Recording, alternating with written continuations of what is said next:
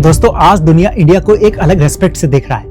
हम सिर्फ ग्रो नहीं कर रहे, हम ग्लोबल सुपर पावर बन रहे हैं। वर्ल्ड बैंक की रिपोर्ट्स के अकॉर्डिंग इंडिया फिस्कल ईयर 2026 में 7.6% ग्रोथ के साथ दुनिया की फास्टेस्ट ग्रोइंग मेजर इकोनॉमी बन गया है। India has been growing fast. It's fast growing economy. India is turning into a key growth engine. But ये नंबर्स पूरी कहानी नहीं बताते, क्योंकि कहानी हमेशा से ऐसी नहीं थी। एक वक्त था जब इंडिया 200 सालों के कॉलोनियल रूल की बेड़ियों से आजाद हुआ था और पीछे छोड़ गया था एक शैटर्ड इकोनॉमी। गुलामी की मार और पार्टीशन के जख्म इतने गहरे थे कि हमारी सप्लाई चेन्स टूट गई थी। एक ऐसा भी दौर आया था जब इंडिया के पास अपने लोगों के पेट भरने के लिए अनाज तक नहीं था। But from rags to riches, ये सेइंग शायद इंडिया के लिए ही बनी है। जो देश कभी फूड शॉर्टेज से जूझ रहा था, आज वही देश पूरी दुनिया के लिए ग्रोथ का एक ग्लोबल बेंचमार्क बन चुका है। इवन 2047 तक, यानी आजादी के 100 साल पूरे होने से पहले, एक डेवलप्ड नेशन बनने का सपना भी देख रहा है। लेकिन यहाँ एक बड़ा क्वेश्चन मार्क है, क्या हम सच में इस सपने को रियलिटी में बदल पाएंगे, या फिर ये टारगेट सिर्फ रिपोर्ट्स, नंबर्स और हेडलाइंस तक ही लिमिटेड रह जाएगा। सबसे पहले हमें एक बेसिक चीज समझनी होगी, डेवलप्ड नेशंस का मीनिंग एक्चुअली है क्या। क्योंकि जब भी हम किसी डेवलप्ड कंट्री की बात सुनते हैं तो हमारे दिमाग में चमचमाती रोड्स, स्काई स्क्रैपर्स और रोबोट्स आते हैं। But all that glitters is not gold. Developed होने का मतलब सिर्फ इंफ्रास्ट्रक्चर नहीं होता। टेक्निकली एक डेवलप्ड नेशन वो होता है जहां पर कैपिटा इनकम बहुत हाई हो, मतलब हर सिटीजन की एवरेज इनकम इतनी हो कि वो सिर्फ सर्वाइव ना करे बल्कि एक डिग्निफाइड लाइफ जी सके। एंड अपार्ट दिस इनकम, असली फैक्टर है ह्यूमन डेवलपमेंट इंडेक्स। इसका सिंपली मतलब ये है कि वहां क्या हेल्थ केयर वर्ल्ड क्लास है, क्या एजुकेशन सबके लिए एक्सेसिबल है, और क्या लोग हेल्दी और लंबी लाइफ जी रहे हैं। और इन सब के साथ एक बड़ा डिफरेंस इकोनॉमी का स्ट्रक्चर में भी होता है। बिकॉज डेवलप्ड नेशंस सिर्फ रॉ मटेरियल नहीं बेचते, वो इनोवेशन ड्रिवन होते हैं। वो हाई एंड टेक्नोलॉजीज और एडवांस्ड सर्विसेज एक्सपोर्ट करते हैं। एंड द पॉइंट इज, वो दुनिया को सॉल्यूशंस बेचते हैं, सिर्फ सर्विसेज या रॉ मटेरियल्स नहीं। और यही वो पॉइंट है जहां एक एवरेज कंट्री और एक ग्लोबल सुपर पावर के बीच का क्लियर डिफरेंस समझ में आता है। अब एक बार इंडिया के डेवलप्ड नेशंस बनने वाले ड्रीम पर फिर से वापस आते हैं। क्या ये प्रैक्टिकली पॉसिबल है कि कोई देश सिर्फ 100 सालों में इकोनॉमिक क्राइसिस से डेवलप्ड नेशन तक पहुंच सकता है? वेल, वर्ल्ड में कुछ ऐसे नेशंस भी हैं जिन्होंने डेवलपमेंट का ये लीप बहुत कम टाइम में अचीव करके दिखाया। आपको लगता है कि डेवलप बनने में सेंचुरीज लग जाती है, लेकिन सिंगापुर ने वो सिर्फ 22 ईयर्स में करके दिखाया, जो ब्रिटेन को करने में 150 ईयर्स लगे थे। साउथ कोरिया और इजराइल ने सिर्फ 30 से 40 सालों में इस एलिट क्लब को ज्वाइन कर लिया। अगर ये तीनों कंट्रीज विद इन 50 ईयर्स इस लेवल पर पहुंच सकते हैं तो इंडिया का विजन 2047 बिल्कुल अचीवेबल है। But there is a catch, without hurdles nothing can achieve. So आज हम सिर्फ प्रॉब्लम्स नहीं डिस्कस करेंगे, बट हम ऑनेस्ट रियलिटी चेक करेंगे। सवाल ये नहीं कि देश बदल रहा है या नहीं, सवाल ये है कि क्या इंडिया की फ्यूचर जनरेशन एक ट्रूली रिच और डेवलप्ड नेशन में रहेगी, या फिर वो भी बस उसी पुराने लूप में फंसी रहेगी जहां इंडिया को हमेशा लैंड ऑफ पोटेंशियल कहा जाता है। So let's get real. क्योंकि सिर्फ सपने देखने से और दूसरे नेशंस की सक्सेस देखने से हम डेवलप नहीं बन पाएंगे। क्योंकि हिस्ट्री में ऐसे कई देश हैं जो डेवलप्ड नेशन बनने के रास्ते पर निकले तो सही, पर बीच में एक ऐसे ट्रैप में फंस गए जहां से वो आज तक नहीं निकल पाए, और इसे कहते हैं middle income trap. South Korea, Singapore इससे निकल गए, पर ब्राजील और साउथ अफ्रीका जैसे देश इसमें फंस के बर्बाद हो गए। क्या इंडिया भी आज उसी मोड़ पर खड़ा है?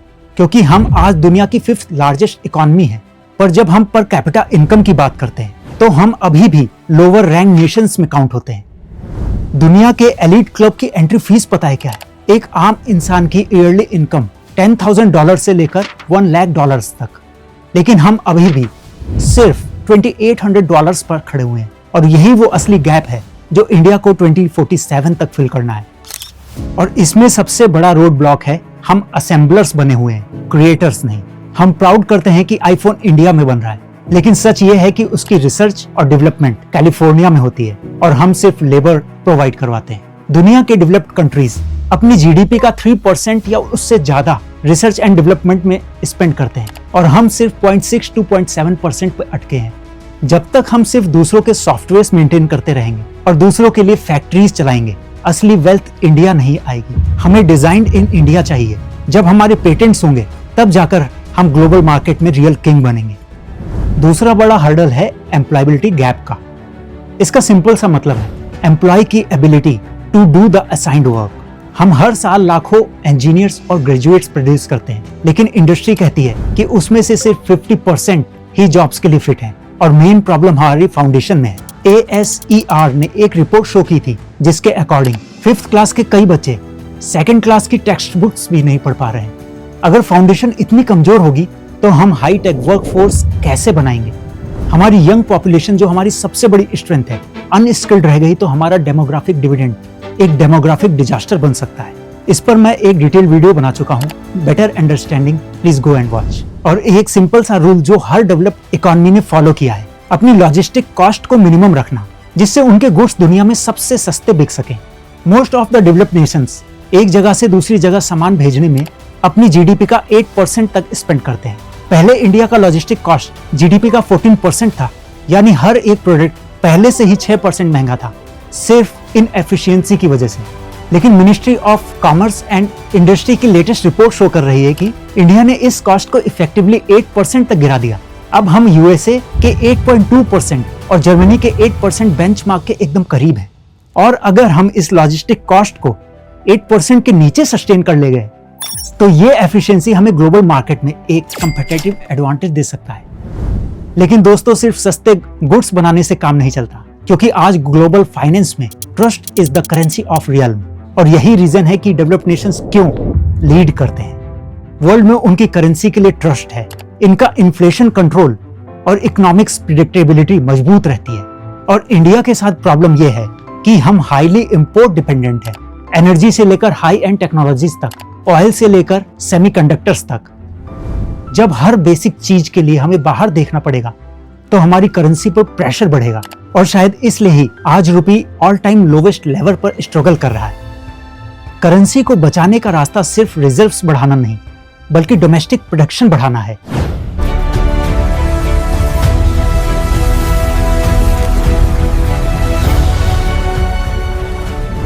इसके साथ ही पॉलिटिकल स्टेबिलिटी फाउंडेशन का काम करती है।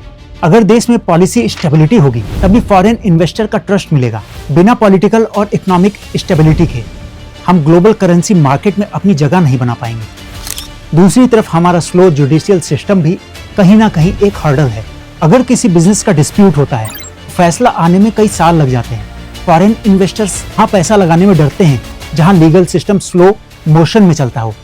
हमें एक फास्ट ट्रैक जुडिशियल सिस्टम चाहिए, वरना ईज ऑफ डूइंग बिजनेस सिर्फ पेपर पर रह जाएगा।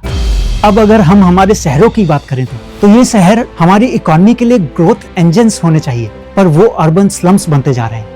एक बार बारिश होती है और हमारे मेट्रो सिटीज डूब जाते हैं, फिर 2-2 घंटे का ट्रैफिक जैम सिर्फ पेट्रोल नहीं जलाता, वो इरिटेशन क्रिएट करता है और हमारी प्रोडक्टिविटी को भी लो करता है। जब तक हमारे शहर लिवेबल नहीं होंगे तब तक ग्लोबल कंपनीज यहाँ अपना बेस नहीं बनाएंगी। और यही रीजन है कि इंडिया के ब्रेन ड्रेन होता है और फिर वही टैलेंटेड माइंड्स फॉरेन नेशन में जाकर उनकी इकोनॉमी बूस्ट करते हैं। उन्हें देश से नफरत बिल्कुल नहीं है, उन्हें इस इंफ्रास्ट्रक्चर केओस से प्रॉब्लम है। अगर शहर लिवेबल नहीं होंगे तो डेवलप्ड इंडिया सिर्फ एक ख्वाब बनकर रह जाएगा।